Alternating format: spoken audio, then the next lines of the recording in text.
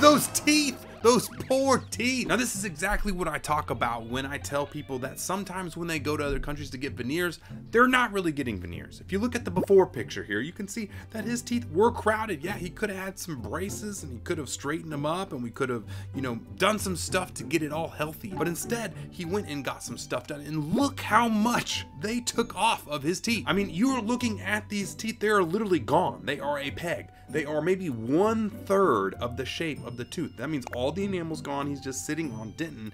And these are not veneers. These are full-on crown. And listen, I get it. You want your perfect teeth. You want your bright white Hollywood porcelain veneer having smiles, but you can do that in healthier ways. I mean, we could have undone the crowding and then you could have gotten veneers or something like that instead of full crowns and ruin the teeth. Because if you take off that much tooth structure, you're gonna have to take care of that thing for a long time. And the chances of that tooth lasting your entire life is pretty bad in a big crown like that. There's just a tiny bit of tooth structure with the nerve just sitting right in the middle. Now, I'm not saying that there's dentists out there that don't do a great job, or even in fact is times that you want to do full mouth crowns and stuff, but not necessarily for everybody. The rules I always tell people is if you like the shape of your teeth and you got a little crowding, go get your braces and whiten your teeth, okay? If you just absolutely hate the shape of your teeth, then that's a whole different story, and then maybe crowns or veneers is probably good for you. So instead of going off to a different country and getting all your teeth shaved off, maybe go to a dental professional and ask them exactly what you can do for your smile and make sure that you try and protect your teeth for as long as possible.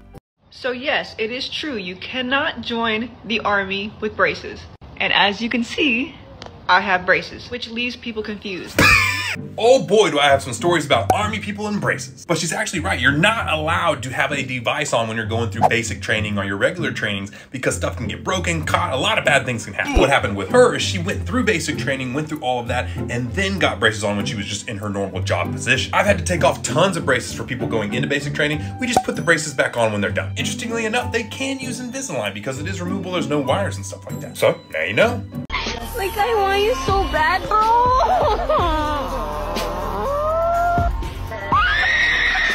My man is about to go from 0 to hero after these braces get done. The people in the comments agree. They said, just give it a couple years. And someone else said, so grateful my teeth are straight now that I've had braces. And trust me, I see it all the time. Now for real though, you're seeing all these supermodels, these actors, the cool people in your school that have those perfect smiles. They once probably looked like this guy. You'd be surprised how many people with janky teeth come in when they're younger. We fix it and then everybody forgets about it. Another crazy thing that I don't think a lot of people realize is all these famous, popular, cool people, they got insecurities just like you. And this guy, a good looking dude, he's probably gonna go through a couple years of braces, have that perfect Hollywood smile, and his confidence is going to go sky high. In fact, it's kind of cool to be an orthodontist because I get to give you a gift of straight teeth for the rest of your life. And that's something that actually changes you as a person a lot. I've literally seen some of the shyest kids come in that do not want anything to do with anybody, and then 2 years later they've grown like a foot, they got straight teeth now, they're confident, and they're just like, it's crazy to see that transformation. So don't get too down on yourself, my guy. You're gonna be just fine. A couple years of braces, you're on the right track, and you're gonna be looking awesome in about a year or so. Oh, wow. Whitening with braces. If I remember right, wasn't somebody else whitening with the oh, that was me. I'm sorry. I guess it's probably time to update you guys because it's been almost a year now since I made that video saying I was gonna whiten this tooth, and I've got a confession to make. 1, whitening really makes my teeth sensitive, and 2, I got a little sidetracked. So the question remains, can you whiten your teeth or will it leave a yellow square underneath? Well, that was the purpose of my experiment. And now that we've given it a year to fully stain and really get in there, I think it's finally time to start whitening this bad boy and seeing if it works or not. Technically, the way that whitening works is it should go in between the tubules and get in there and hopefully whiten from the inside out. So technically on paper, it should work, but we just don't know for sure. Because the comments prove exactly what I've thought. You guys say, no, you're gonna regret it, don't do it. So it's time to do it again. So follow along if you wanna see me do it. I'll try and do it in a couple weeks and get it done. See you in a few weeks.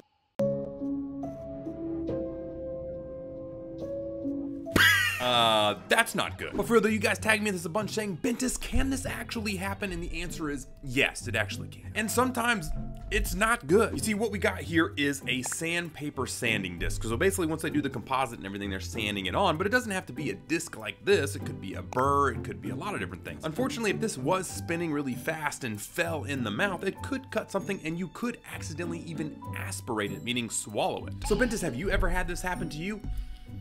Yeah, about that. You know, unfortunately, most, if not all of us dental professionals have had a situation where something like this happens. You put the burr in there and maybe it's just not fully in there all the way. You get going and then normally it's loose. Normally you can kind of tell that it's loose, and so what you do is you stop and you obviously put it back in and you tighten it up, but sometimes it drops in the mouth. Now, 99.9% of the time, you're smart enough to catch it with your tongue, and basically what we do is we stop and we say, hey, you know what?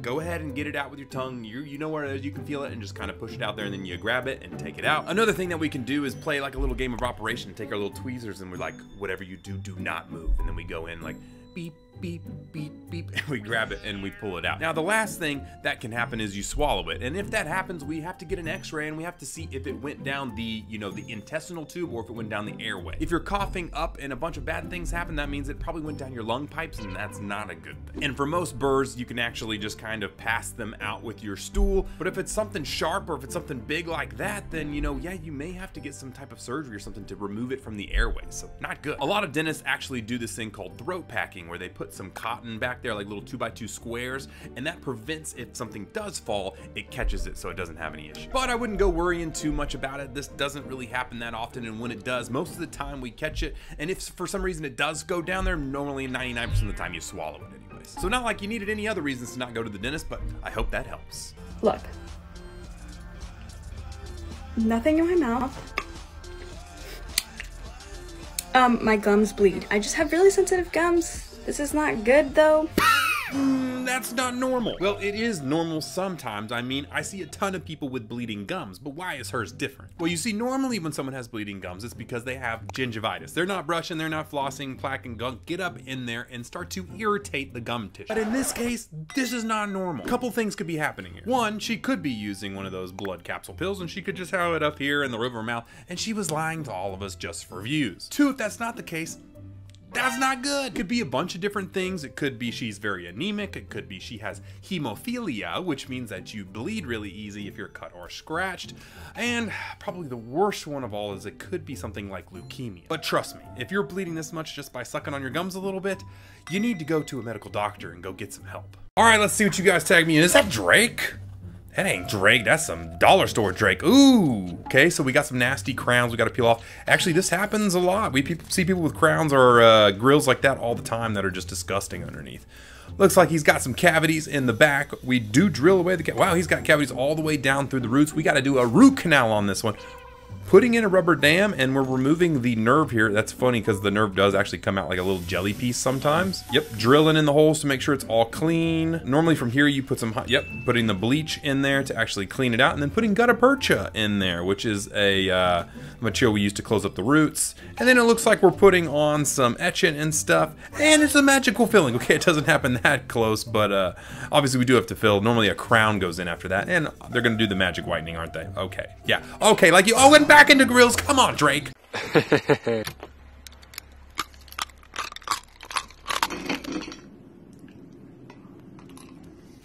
And it's that time of the year where you guys send me icicle eating videos. And I'm sure a bunch of you guys are expecting me to say, don't eat that ice because it's gonna crack your teeth off. And yes, it will, but that's not what I wanna talk about. What I wanna talk about is sensitivity, because a lot of people's teeth get more sensitive in the wintertime because of that cold hitting your teeth. And I think it's interesting to let people know exactly why they have their sensitivity. Because most of the time, it's nothing that you did. It's actually probably genetic. Yeah, that's right, genetic. Just like we have different skin colors, different facial structures, different ethnicities, we have different teeth makeups. And if you look at the teeth between different races, you actually will see some differences. Because there's some ethnicity or races like Native American, Hispanic, Pacific Islanders, and Asians that actually have a lot thicker enamel. In fact, they often have so much thick enamel that they have what we call shovel-shaped incisors. And if you look at them, they have so much thick enamel that it actually wraps around the tooth. Whereas if you look at other races like Caucasian or something like that, we normally have thinner, more thin enamel that's more straight. Now, it doesn't just stop at teeth as well. I mean, you can have bone densities too. A lot of times African Americans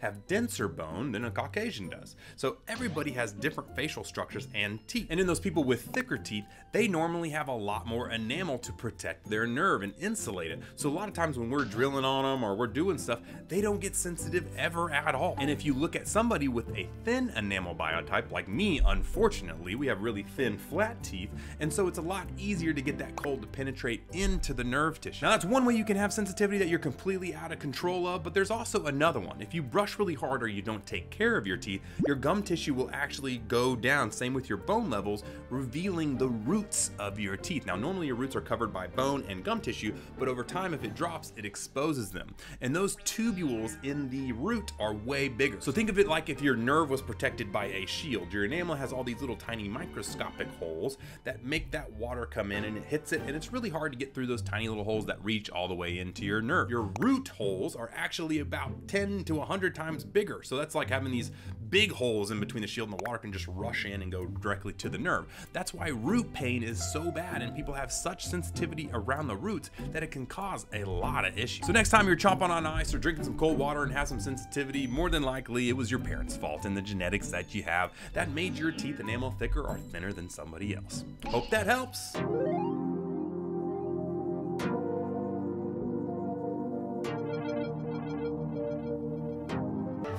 That dog's got better teeth than I do. But for real though, that dog better wear his retainer.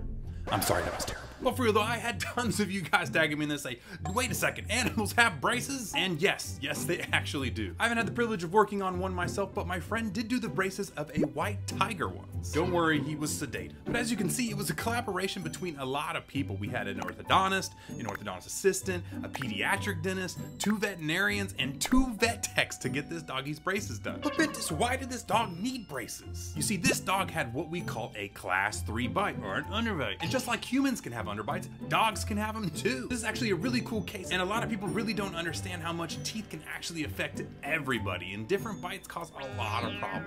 So next time you see a dog with a jacked up bite, just let me know. Where is it? Where the is it? I swear to God. You laughing, girl? Okay, I'm not gonna lie, this one kind of hits home a little bit. You see, when you're in dental school, you're putting a lot of things in people's mouth that you've never put in before, and one thing that they always warn you about is don't drop anything down their throat. Because if that happens, it can go into their airway and you get into a lot of trouble. In fact, they even invented something for this. It's called the rubber dam, and you put it on as this big latex thing that you can work around, just so we don't drop things down your throat. But for most things, we don't use rubber dams. So has this ever happened to me? Yes. There's actually been a few times. I mean, brackets pop off, burrs can fall out of the thing, like a lot of different things can happen. At that moment, you have 2 choices that you can make. One, you have to grab your forceps and you have to play a game of real life Operation, trying to fish through somebody's saliva to get out this little thing, like a ticking time bomb, to make sure it doesn't go down the back of the throat. Or the other thing you can do is you just go back and you say, hey, use your tongue and get it out yourself, because most of the time the person is better at getting it out than you are. My dentist just told me that I have tongue cancer and that I'm gonna have to do a bunch of testing and they're gonna have to do a biopsy of my tongue. I just thought I had a geographical tongue. Cancer? Did she say cancer? Well, I've got some good news and some bad news. Well, the good news is more than likely this is not cancer, not at least from what I see. Now, that being said, the dentist could be seeing something completely different than I see, so make sure you do talk to your dental professional about this. But from what I'm seeing, I see 2 things going on with this girl's tongue. One is actually a mild case of exactly what she said, geographical tongue, or also known as benign migratory glossitis. I know, big words. Well, basically, it's an inflammatory symptom that basically causes these little red patches and white stuff on your tongue that kind of moves in different areas, and it can also kind of burn sometimes, and it can be painful sometimes. Now for treatment, normally they just kind of go away on their own, and the reason why you call them geographical tongue is because when they heal up one place, they move to another place, and yes, they can be pretty annoying. Now the other thing that I see people in the comments talking about is the waves on their tongue. They're like, oh, maybe it's the waves that's the cancer, and no, that's actually not it either. That's just from basically like sucking your tongue up against the roof of your mouth and clenching at 9 and pushing your tongue up against those teeth.